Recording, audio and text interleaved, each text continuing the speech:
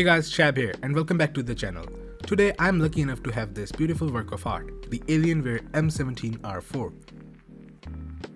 I have currently been using this laptop for about 2 weeks, and let me tell you, if you're looking forward to buying this laptop, just go for it. Just a quick note, I am in no way sponsored by Alienware and I have bought this laptop with my money.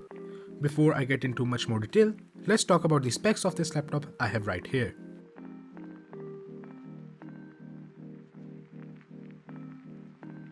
So this laptop is packing an amazing Core i9-10980HK with 8 cores and 16 threads.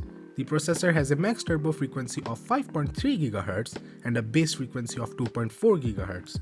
Now you might be wondering, it's still running Intel? Well, yes it is, and personally it really doesn't matter.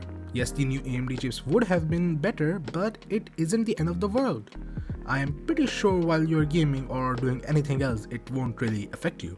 Let's talk about the GPU. So this device I currently have is running a RTX 3080 with 16 GB of VRAM, which is the fastest laptop GPU around, but not all RTX 3080 powered laptops are created equal.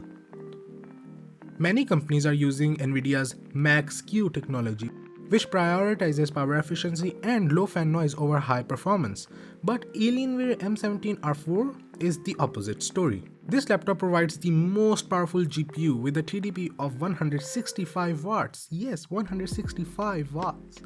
And if I'm not wrong, this laptop has the strongest GPU currently in the market.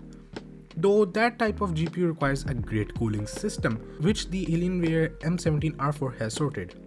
This laptop arguably has the best laptop GPU out there. Other specs of this laptop include 32 GB DDR4 memory. This laptop has a 2TB SSD running RAID 0. It has Wi-Fi 6 and Bluetooth 5.1. The battery is 86 Wh and weighs about 6.6 pounds or 3 kg. Lastly, my device has a 17-inch 1080p 360Hz IPS display with Nvidia G-Sync, though other screen options are available. And lastly, it has a 720p webcam like most other laptops out there.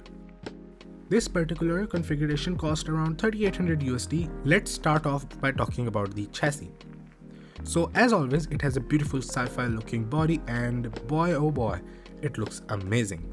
It comes in 2 colors, lunar light and dark side of the moon, though the good screens only come in lunar night for some reason. There is a number 17 written on the back, which looks quite good, and of course there's a lot of RGB, which you can control with the built-in Alienware Command Center application. The body is made from premium magnesium alloy. The laptop is quite big, so it has room for a lot of ports, and Alienware doesn't disappoint. On the right side, there are 2 USB 3.2 Type A ports, along with the micro SD card reader.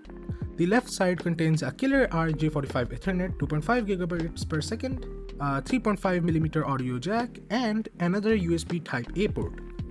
The back holds a Thunderbolt 3 port, a mini display port 1.4, and an HDMI 2.1 connection with Alienware's proprietary graphic amplifier port and the power connector. Next thing we have is the fan. Well, it's controlled in the Alienware Command Center, but when I'm rendering a 3D environment, I have to crank it up to the max, which is quite loud, but lowers the temperature by 15 to 20 degrees Celsius. The balanced mode for the fan during normal daily work is great and of course quiet. While gaming, I prefer to put it on performance mode, which is a little loud but not annoying, just use headphones. Before I talk about performance, let me summarize the pros and the cons. Starting with the pros, it has blazing fast performance. It has a really attractive design, plenty of ports, and of course a ton of RGB. Now the cons. There isn't a lot. So firstly, it's quite expensive. This particular configuration cost me about $3,800 USD inclusive of tax. Next problem, it's quite heavy.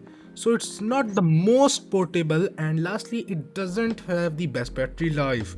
While watching videos, it only lasted for about 2 hours and 30 minutes on 50% brightness. Now let's talk performance. I have played a lot of games on this laptop, including Assassin's Creed Odyssey, Microsoft Flight Simulator, GTA 5, Doom Eternal, Watch Dogs Legion RTX on, and of course, Minecraft RTX on. And the laptop did not disappoint at all. Now I'm going to show you guys some benchmarks, but before that I want you to know that in a few days I will be releasing a video showcasing the laptop's performance in many games, so please consider subscribing. Just a quick note before I show you guys the benchmarks is that all of the settings were at default. The power mode was at performance in the Alienware command center, and the fan was on max performance. Nothing was changed in the BIOS and no overclocking was done.